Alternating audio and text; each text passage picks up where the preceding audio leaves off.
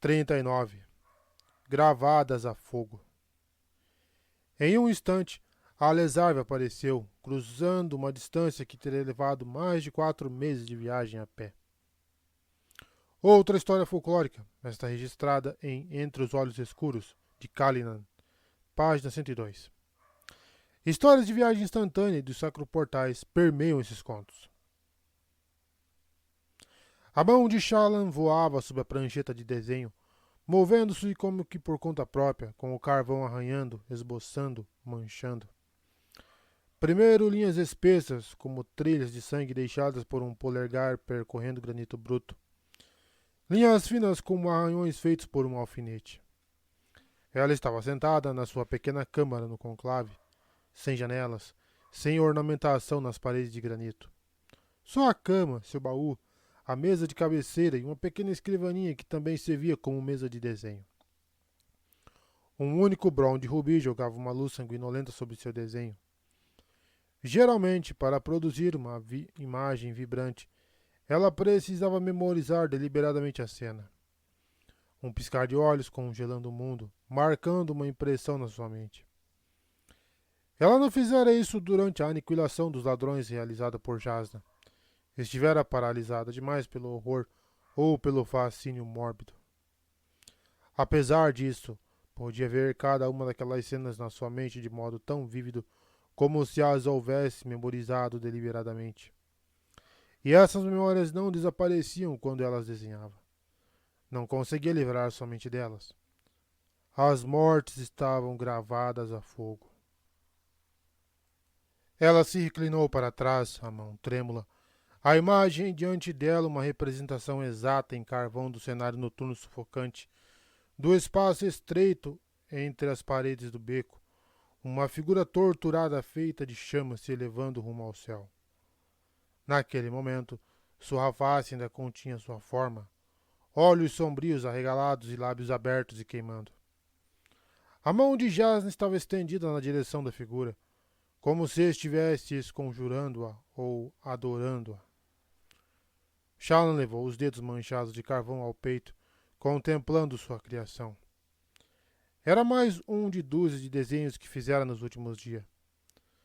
O homem transformado em chama, o outro congelado em cristal, os dois transmutados em fumaça. Ela só conseguia desenhar um dos dois inteiramente. Estivera voltada para o lado leste do beco.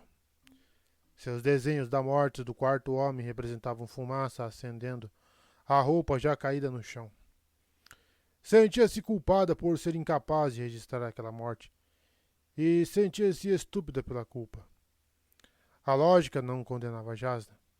Sim, a princesa colocara-se voluntariamente em perigo, mas isso não removia a responsabilidade daqueles que escolheram causar-lhe mal. As ações dos homens eram repreensíveis. Shallan passara os dias estudando livros de filosofia, e a maioria dos referenciais éticos exonerava a princesa. Mas Shallan estivera lá. Ela vira os homens morrerem. Vira o terror em seus olhos e sentia-se péssima. Não teria havido outra maneira? Matar ou morrer. Essa era a filosofia da severidade. Ela exonerava Jasna. Ações não eram más. A intenção podia ser má e a intenção de Jasna havia impedido os homens de ferir outras pessoas. Essa era a filosofia do propósito. Ela louvava Jasna. A moralidade era distinta dos ideais dos homens. Ela existia completa em algum lugar para ser abordada, mas nunca inteiramente compreendida pelos mortais. A filosofia dos ideais. Ela alegava que remover o mal era, em última instância, moral, e assim, ao destruir homens maus, Jasna estava justificada. O objetivo devia ser pesado contra os métodos. Se a meta é digna, então os passos tomados são dignos, mesmo que alguns deles em si sejam repreensíveis. A filosofia da aspiração. Ela, mais que qualquer outra, consideraria éticas as ações de Jasna. Shallan puxou a folha da sua prancheta de desenho e jogou-a ao lado de outras espalhadas sobre a cama. Seus dedos se moveram novamente, agarrando o lápis de carvão, começando uma nova imagem na folha de branco presa na mesa, incapaz de escapar. Seu furto a incomodava tanto quanto os assassinatos. Ironicamente, a exigência de Jasna de que Shallan estudasse filosofia moralista forçou-a a contemplar suas próprias terríveis ações. Ela fora a Carbrand para roubar o Fabrial, depois usá-lo para salvar seus irmãos e sua casa de grandes dívidas e da destruição. Mas, no fim, não fora por isso que Shallan roubara o transmutador. Roubara porque estava com raiva de Jasna. Se as intenções eram mais importantes do que a ação, então ela devia condenar a si mesma. Talvez a filosofia da aspiração, que declarava que os objetivos eram mais importantes do que as atitudes tomadas para obtê-los, concordasse com o que fizera, mas era a filosofia que considerava mais repreensível. Shallan estava ali sentada, desenhando, condenando Jasna. Mas foi ela quem traiu uma mulher que confiara nela e a acolhera. Agora estava planejando cometer heresia com o transmutador ao utilizá-lo, ainda que não fosse uma fervorosa. O transmutador estava em uma parte oculta do baú de Shallan. 3 dias e Jasna não dissera nada sobre o desaparecimento. Ela usava a cópia todos os dias. Não disse nada, nem agiu de modo diferente. Talvez não houvesse tentado realizar uma transmutação. Que o Todo-Poderoso não permitisse que ela saísse e se arriscasse novamente, esperando ser capaz de usar o Fabrial para matar homens que a atacassem. Naturalmente, havia um aspecto daquela noite em que Shallan precisava pensar. Ela estava portando uma arma oculta que não havia usado. Sentia-se tola por nem mesmo ter pensado em sacá-la naquela noite. Mas ainda não estava acostumada com... Shallan gelou, percebendo pela primeira vez o que estava desenhando. Não era outra a cena do beco, mas uma sala ricamente decorada com um espesso carpete ornamentado e espadas na parede. Uma longa mesa de jantar, com uma refeição consumida pela metade. E um homem morto em roupas finas, caído de cara no chão, sangue se acumulando ao seu redor. Ela deu um pulo para trás, jogando longe o carvão, e depois amassou o papel. Trêmula, sentou-se na cama entre os desenhos. Deixando cair a folha amassada, ela levou os dedos à testa, sentindo o suor frio ali. Havia algo de errado com ela, com seus desenhos. Precisava sair dali, escapar da morte, da filosofia e das perguntas. Levantou-se e andou rapidamente até a sala principal dos aposentos de Jasna. A princesa estava fora, pesquisando, como sempre. Ela não exigira que Shallan fosse ao véu naquele dia. Será que havia percebido que sua pupila precisava de tempo para pensar sozinha? Ou foi porque suspeitava que Shallan roubara o transmutador e não confiava mais nela? Shallan atravessou apressadamente a sala mobiliada apenas com o básico fornecido pelo rei Taravangian e abriu a porta para o corredor, quase dando de cara com uma criada mestra que estava prestes a bater. A mulher se assustou e Shallan deixou escapar um gritinho. Luminosa, disse a mulher, curvando-se imediatamente.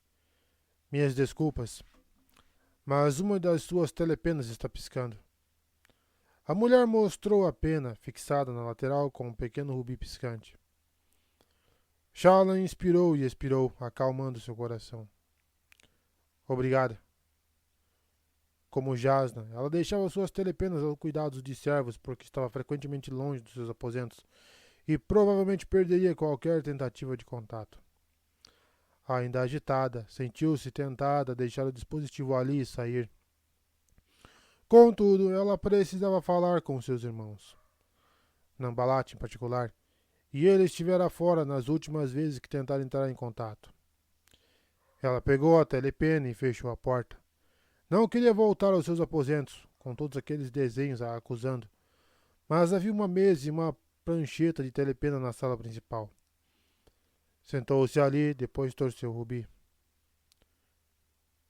Shallan, a pena escreveu. Você está confortável? Era uma frase em código com o objetivo de indicar que era de fato Nambalat. ou pelo menos sua prometida, do outro lado. Minhas costas doem, meu pulso está coçando. Ela escreveu de volta, fornecendo a outra metade do código. Sinto muito por ter perdido suas outras comunicações, enviou Nambalate. Tive que comparecer a uma festa em nome do nosso pai. Foi com Surkamar, então eu não podia mesmo perder, apesar de levar um dia de viagem para a ida e para a volta. Está tudo bem, escreveu Shallan. Ela respirou fundo. Estou com um item. Ela virou a gema. A pena ficou imóvel por um longo momento. Finalmente, uma mão apressada escreveu. Glória aos arautos. Ah, Shallan. Você conseguiu. Está voltando para nós, então?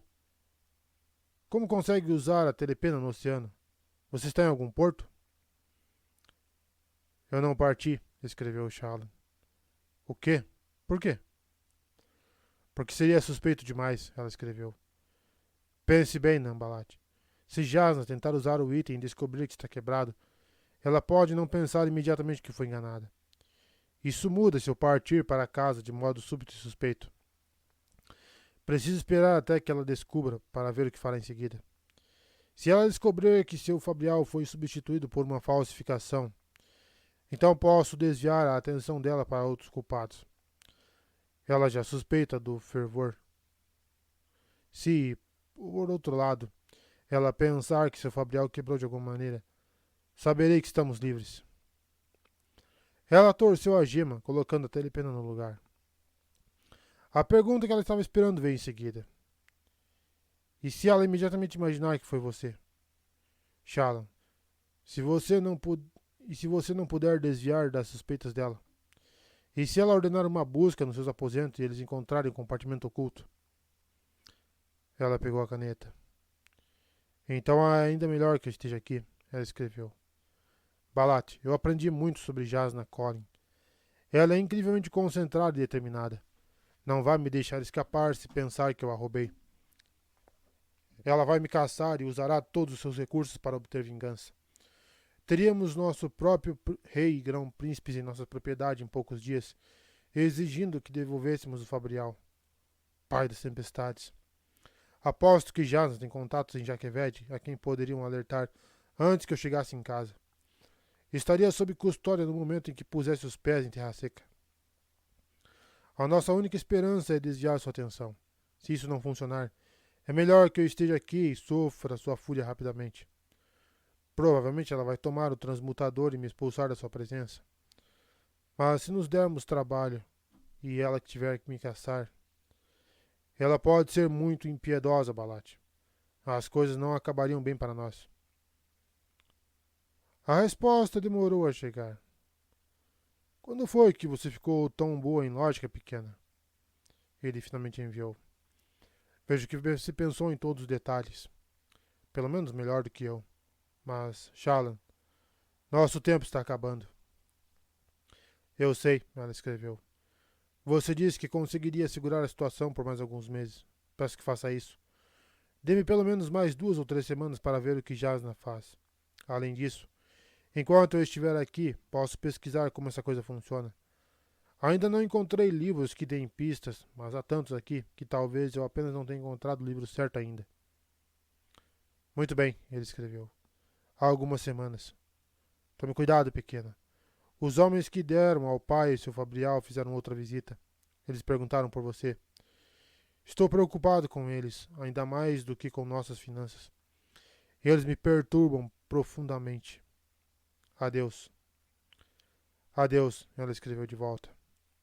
Até aquele momento não havia indícios de reação da parte da princesa. Ela nem mesmo havia mencionado o transmutador. Isso deixava Shallan nervosa. Queria que Jasna simplesmente dissesse alguma coisa. A espera estava sendo excruciante. Todo dia, quando ela se sentava junto de Jasna, seu estômago se contorcia de ansiedade até ela ser tomada pela náusea. Pelo menos, considerando os assassinatos de alguns dias atrás, Shallan tinha uma excelente desculpa para parecer perturbada. Lógica fria e calma.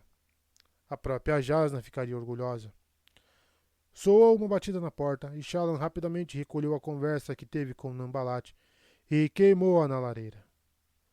Uma criada do palácio entrou um momento depois, carregando uma cesta nos braços. Ela sorriu para Shallan. Estava na hora da limpeza diária. Shallan teve um estranho momento de pânico ao ver a mulher. Não era uma das criadas que conhecia. E se Jasna houvesse mandado ela ou outra pessoa para revistar seus aposentos? Será que já o revistara? Shallan sentiu para a mulher e então, para aliviar suas preocupações, caminhou até seu quarto e fechou a porta. Ela se apressou até o baú e verificou o compartimento escondido. O Fabrial estava lá. Ela o levantou e inspecionou. Perceberia se Jasna houvesse de algum modo refeito a troca? Você está sendo tola, ela disse a si mesma. Jasna é discreta, mas não tão discreta. Ainda assim, Shallan enfiou o transmutador em sua bolsa segura. Ele mal cabia dentro do receptáculo de pano em forma de envelope. Sentiria-se mais segura sabendo que estava com ela enquanto a criada limpava seu quarto. Além disso, a bolsa segura podia ser um esconderijo melhor do que seu baú. Por tradição, a bolsa segura de uma mulher era onde ela guardava itens íntimos ou de grande importância. Procurar algo ali seria como despila para revistá-la. Considerando sua posição social, as duas coisas seriam virtualmente impensáveis, a menos que estivesse obviamente envolvida em um crime. Jasna provavelmente poderia forçar uma busca, mas se Jasna pudesse fazer isso, então poderia ordenar uma revista do quarto de Shallan e seu baú receberia atenção específica. A verdade era que, se Jasna decidisse suspeitar dela, haveria muito pouco que Shallan poderia fazer para ocultar o Fabrial. Então, a bolsa segura é um lugar tão bom quanto qualquer outro. Ela recolheu as imagens que desenhara e colocou-as com a face para baixo sobre a mesa, tentando não olhar para elas. Não queria que fossem vistas pela criada. Finalmente, ela partiu, levando seu portfólio. Senti que precisava sair e escapar por algum tempo. Desenhar alguma outra coisa que não fosse morte e assassinato. A conversa com Nambalat só servira para deixá-la mais abalada. Luminosa? Chamou a criada. Shallan estancou, mas a criada mostrou uma cesta. Deixaram isso para a senhora com as criadas mestras. Ela aceitou com hesitação e olhou no interior da cesta. Pão e geleia. Uma nota amarrada a uma das jarras dizia: Geleia de martil, se você gostar. Significa que é misteriosa, reservada e ponderada. Cabzal. Shallan pendurou a cesta no cotovelo do seu braço seguro. Cabzal. Talvez ela devesse ir atrás dele. Ela sempre se sentia melhor depois de conversar com o fervoroso. Mas não. Partiria em breve. Não podia continuar enrolando a ele ou a si mesma. Estava com medo da possível direção do relacionamento. Em vez disso, seguiu pela caverna principal e então para a saída do conclave. Saiu para a luz do sol e respirou fundo, olhando para o céu, enquanto os servos e atendentes cortavam o caminho ao seu redor, multidões entrando e saindo do conclave. Ela segurava com firmeza seu portfólio, sentindo a brisa fresca no rosto e o calor contrastante do sol contra seu cabelo e sua testa. No fim das contas, a parte mais perturbadora era que Jasna estava certa.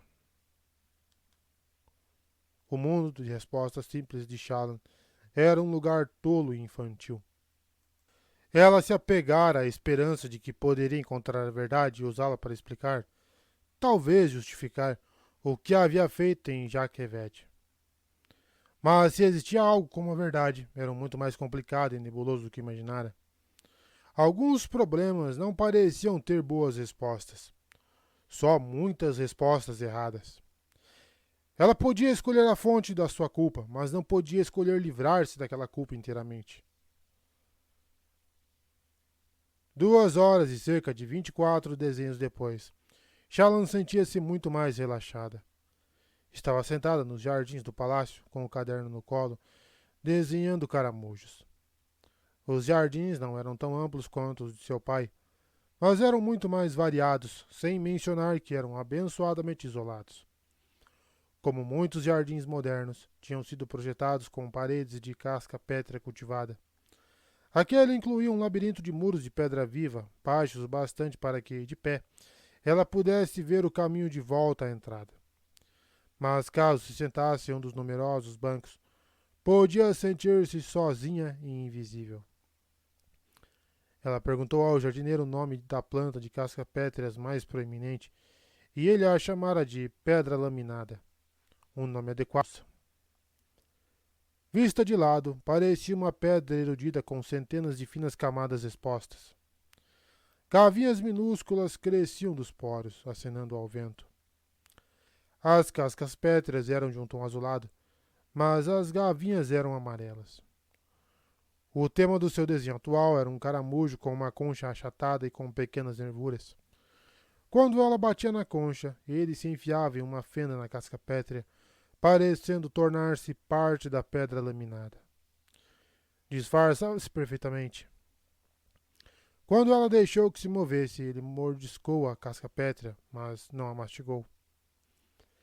Ele está limpando a casca pétrea, ela compreendeu, continuando seu desenho. Está se alimentando do líquen do mofo. De fato, uma trilha mais limpa estendia-se atrás dele. Pedaços de um tipo diferente de casca pétrea, com protrusões semelhantes a dedos crescendo a partir de um botão central, brotavam junto da pedra laminada. Quando olhou de perto, ela notou pequenos caranguejos, finos e multípedes, arrastando-se sobre ela e se alimentando. Também a estariam limpando? Curioso, pensou Shallan, começando a desenhar os caranguejos em miniatura. Eles tinham carapaças com o mesmo tom que os dedos da casca pétrea, enquanto a concha do caramujo era quase uma duplicata das colorações amarelas e azuladas da pedra laminada. Era como se eles houvessem sido projetados pelo Todo-Poderoso em pares. A planta dando segurança ao animal, o animal limpando a planta. É consórcio, se eu não me engano, esse negócio? Comensalismo? Alguns esprenos de vida, manchas verdes e brilhantes, flutuavam ao redor dos montes de casca pétrea. Alguns dançavam entre as rachaduras na casca, outros flutuavam como partículas de poeira zigue-zagueando, só para cair novamente. Ela usou um lápis de carvão com ponta mais fina para escrever alguns pensamentos sobre o relacionamento entre os animais e as plantas. Não conhecia nenhum livro que falasse sobre relacionamento do tipo. As eruditas pareciam preferir estudar animais maiores e dinâmicos, como o grã-carapaça ou espinha branca. Mas Shallan achou aquela descoberta bela e maravilhosa. Caramujos e plantas podem se ajudar mutuamente, mas eu estou traindo Jasnah. Ela olhou para sua mão segura e para a bolsa segura escondida ali. Sentia-se mais segura tendo o transmutador por perto. Ainda não ousara tentar utilizá-lo. Estava nervosa demais com o roubo e se preocupava em usar o objeto perto de Jasnah. Agora, contudo, ela estava em um recanto do labirinto, com apenas uma entrada levando a seu beco sem saída. Ela levantou-se casualmente, olhando ao redor. Não havia mais ninguém nos jardins e ela estava longe o bastante da entrada para que qualquer pessoa levasse alguns minutos para alcançá-la. Shallan sentou-se novamente, deixando de lado sua prancheta de desenho e o lápis. Melhor eu ver se consigo descobrir como usá-lo. Talvez não seja necessário continuar pesquisando no Palanel em busca de uma solução. Contanto que se levantasse e olhasse ao redor periodicamente, poderia se certificar de que não seria abordada ou vista por acidente. Ela pegou o dispositivo proibido que pesou na sua mão. Sólido. Respirando fundo, ela envolveu as correntes ao redor dos dedos e pulso, as gemas contra o dorso da mão. O metal era frio e as correntes frouxas. Ela flexionou a mão, ajustando o fabrial. Antecipar uma sensação de poder, um formigamento na pele, talvez, um sentimento de força e potência. Mas não houve nada. Ela tocou de leve as 3 gemas, colocara seu quartzo fumê na terceira posição. Alguns outros fabriais, como os telepenas, só funcionavam quando se tocavam nas pedras. Mas tentar isso era bobagem, já que nunca vira Jasna agir assim. A mulher simplesmente fechava os olhos e tocava em alguma coisa, realizando a transmutação do objeto. Fumaça, cristal e fogo eram os pontos fortes daquele transmutador. Só uma vez ela vira Jasna criar outra coisa. Hesitante, Shallan pegou um pedaço de casca-pétrea solta de uma das plantas. Segurou-a na mão livre, então fechou os olhos. Torne-se fumaça, ela comandou. Nada aconteceu. Torne-se cristal, ordenou dessa vez. Ela abriu um olho. Não houve mudança. Fogo. Queime. Você é fogo. Você. Ela fez uma pausa, percebendo a estupidez daquilo. Uma mão misteriosamente queimada? Não. Isso não seria nem um pouco suspeito. Em vez disso, ela se concentrou no cristal. Fechou os olhos novamente, mantendo a imagem de um pedaço de quartzo em mente. Ela tentou forçar a casca pétrea a mudar. Nada aconteceu. Então ela só tentou se concentrar, imaginando a transformação da casca pétrea. Depois de alguns minutos de fracasso, tentou fazer a bolsa segura se transformar. Depois, o banco, então um fio de cabelo. Nada funcionou. Shallan verificou para ter certeza de que ainda estava sozinha e depois sentou-se frustrada. Nambalat havia perguntado a Lueste como os dispositivos funcionavam, e ele dissera que era mais fácil mostrar do que explicar. Prometera dar a eles respostas caso Shallan efetivamente conseguisse roubar o dispositivo de Jasna. Agora ele estava morto. Estaria ela condenada a levar aquele transmutador para sua família, só para imediatamente entregá-lo àqueles homens perigosos, nunca utilizando-o para adquirir riqueza e proteger sua casa? Tudo porque não sabiam como ativá-lo? Outros fabriais que ela usara haviam sido fáceis de ativar, mas eles haviam sido construídos por artefabrianos contemporâneos. Transmutadores eram fabriais de tempos antigos. Eles não utilizavam métodos modernos de ativação. Ela fitou as gemas brilhantes no dorso da sua mão. Como poderia descobrir o método de usar uma ferramenta com milhares de anos de idade, proibida a todos, exceto os fervorosos? Escondeu novamente o transmutador na sua bolsa segura. Aparentemente teria que voltar a pesquisar no Palaneu. Ou então perguntar a Kabzal. Mas será que ela conseguiria reperguntar sem parecer suspeita? Tirou da cesta o pão e a geleia, comendo e pensando distraidamente. Se Kabzal não soubesse e se ela não conseguisse descobrir as respostas antes de deixar Kharbrandt, haveria outras opções? Se ela levasse o artefato ao Rei Vedeno, ou talvez aos Fervorosos, seriam eles capazes de proteger sua família em troca do presente? Afinal, ela não poderia realmente ser culpada por roubar de uma herege, e contanto que Jasna não soubesse com quem estava o transmutador, ela estaria em segurança. Por algum motivo, isso fez com que ela se sentisse ainda pior.